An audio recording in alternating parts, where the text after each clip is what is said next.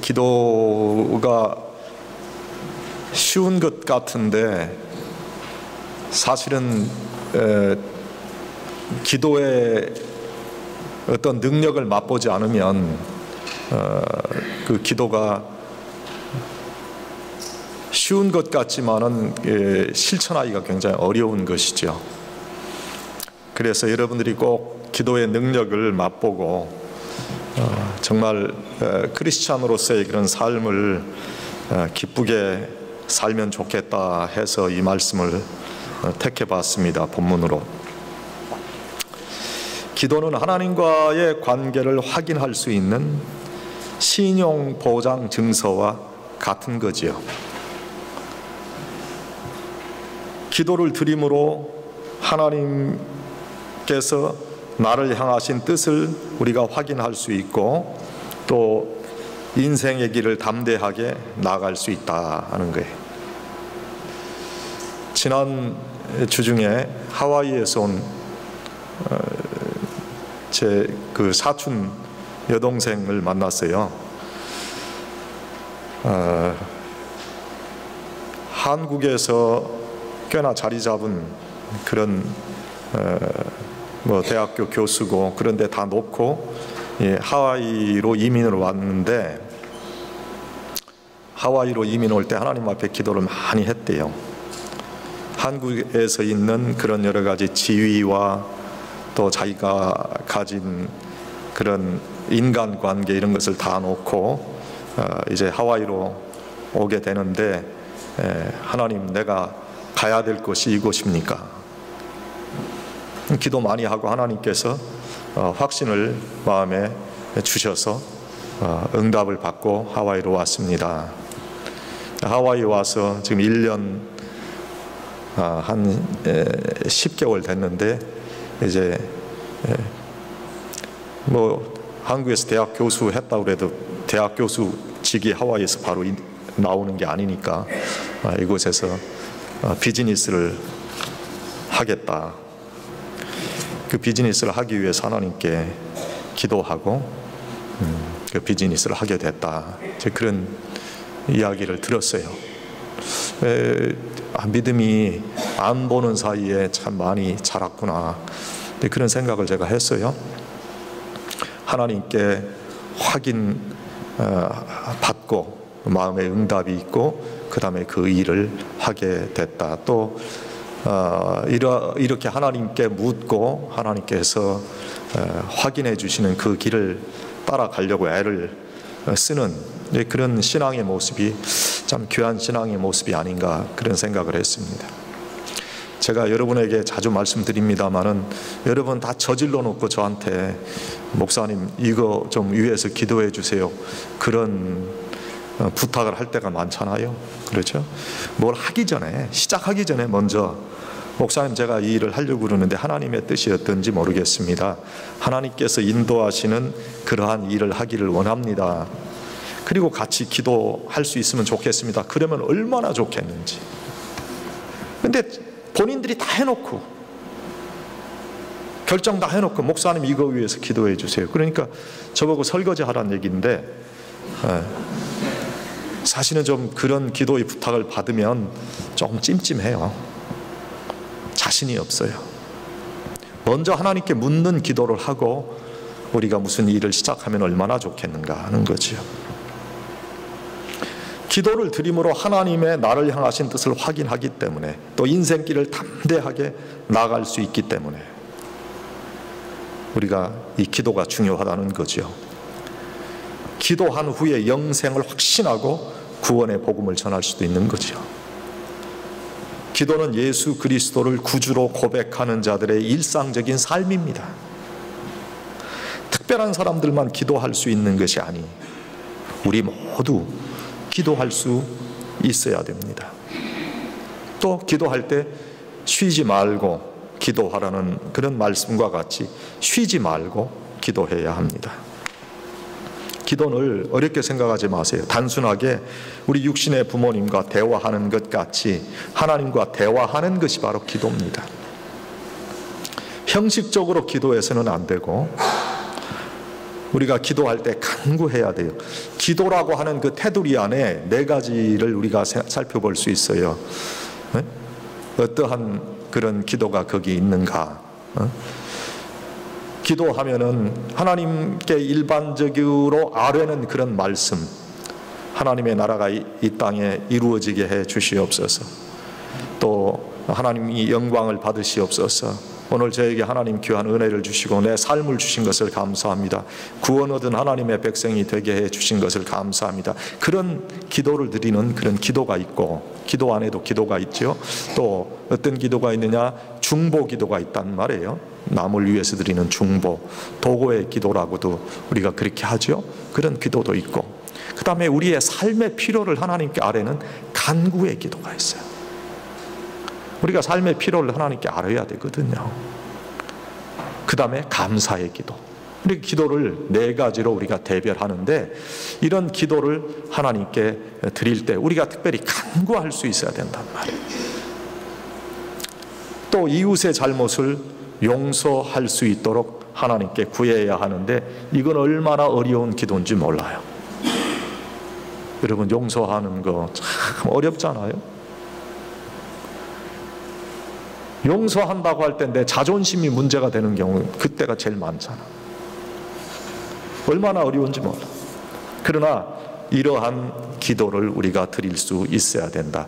특별히 용서하는 기도에 인색하면 하나님께서 우리 죄를 사해 주시지 않는다 그랬다. 또 여러분, 우리 속에 갈등이 있을 때 기도가 잘 되지 않죠. 잘 되지 않는 정도가 아니라 아예 기도가 나오지 않아요. 머릿속에 생각이 많을 때도 기도가 되지 않습니다. 그래서 야고보 사도가 너희가 얻지 못하면 구하지 아니하며 그렇게 말씀하시죠. 그런데 우리는 속으로 엄청난 갈등과 고통을 겪고 있으면서도 기도하지 않는다. 야고보 사도가 두 가지 기도의 잘못된 자세를 말씀하시고 있어요. 하나는 아예 기도하지 않는 거예요. 하나님께 의지하지 않고 내 의지대로 하는 거예요. 갈등과 욕심이 많으면 기도가 나오지 않지요. 왜냐하면 이렇게 하는 것이 하나님의 뜻이 아니라는 것을 스스로 알고 있기 때문에. 이것이 하나님의 뜻이 아닌 줄 알면서도 갈등과 욕심에 끌려가기 때문에 기도하지 않는다. 또 다른 잘못된 그런 자세가 있는데, 그것은 기도하기는 하는데 자기 욕심대로 기도해요. 하나님의 뜻이 어디 있는지 생각지 않고 그냥 밀어붙이기 식으로 매달리는 거예요. 그래도 안 되면 막 나를 정해 기도하고 금식하면서 매달리기도 하지요. 그런데 그 기도의 특징이 뭐냐면, 이미 자기 목적, 뜻을 딱 정해놓고 무엇인가 하나님 해주세요, 막 이런 기도예요. 어느 부흥사 목사님이 이런 표현을 쓰더라고요. 제가 이 강단에서 그런 말씀을 드려야 될지 모르겠는데, 기도하면서 막 객인데 하나님한테 막 때를 쓰는데 막 이게 그냥 적당히 때를 쓰는 게 아니라 그냥 자기 맘대로 막 그걸 개긴다고 그러잖아요. 그 슬랭으로. 야고보 사도는 이 두 가지를 정욕이라고 말씀하고 있어요. 하나님의 뜻이 아닌 줄 알면서 스스로 정욕에 이끌려서 기도하지 않는 것이나 이미 자기의 목적을 정해놓고 자기의 뜻을 정해놓고 욕심으로 하나님께 구하는 그런 기도, 그는 응답되지 않는다. 여러분, 계속 우리가 삶에 있어서 침체를 겪는 그 이유가 뭐예요? 기도하지 않기 때문이에요. 또 기도하지 않고 자기 머리만 굴리기 때문에. 고난을 당했으면서도 그냥 빈손으로 있는 거예요. 기도하려고 하는 그런 생각이 없어요. 기도하지 않으면 아무것도 극복하지 못하고 아무것도 얻을 수 없어요. 적어도 크리스찬의 입장에서는 그래요. 위대한 신앙의 위인들은 모두 위대한 기도의 사람들이었던 것을 성경이 말씀해 주시고 있어요. 여러분, 기도는 특별한 사람이 해야 된다 그렇게 생각하지 마세요. 특별한 사람이 기도해야 응답되는 걸로 우리가 생각하는데 그렇지 않아요. 야고보 사도가 이런 말씀을 하고 있어요. 엘리야는 우리와 성정이 같은 사람이로되, 그렇게 말씀해요. 이 말씀은 엘리야가 위대한 기도의 응답을 받은 것은 그가 우리와 달리 뭔가 특별한 사람이기 때문이 아니라는 거예요. 엘리야는 우리와 성정이 똑같은 사람이라. 성정이 같다는 것은 우리와 똑같이 약한 부분을 가지고 있다는 그런 뜻이지요. 하나님 앞에서 놀랍게 사용되었던 이 사람들, 실제로 우리와 별로 다를 것이 없다는 것을 우리가 이 성경의 말씀을 통해서 알 수 있어요. 엘리야를 보세요. 이 엘리야가 불의 선지자 아닙니까? 엄청난 그런 능력을 베풀었던 그런 선지자였는데, 이 엘리야가요, 이세벨이 엘리야를 잡아라 하는 그 명령을 듣고 너무나 겁이 나고 두려워서 로뎀나무 아래서 숨어서 죽기를 기다렸죠. 이것이 엘리야의 본래의 모습이에요. 근데 무엇이 그를 그토록 강한 하나님의 용사로 만들었는가? 그건 기도라.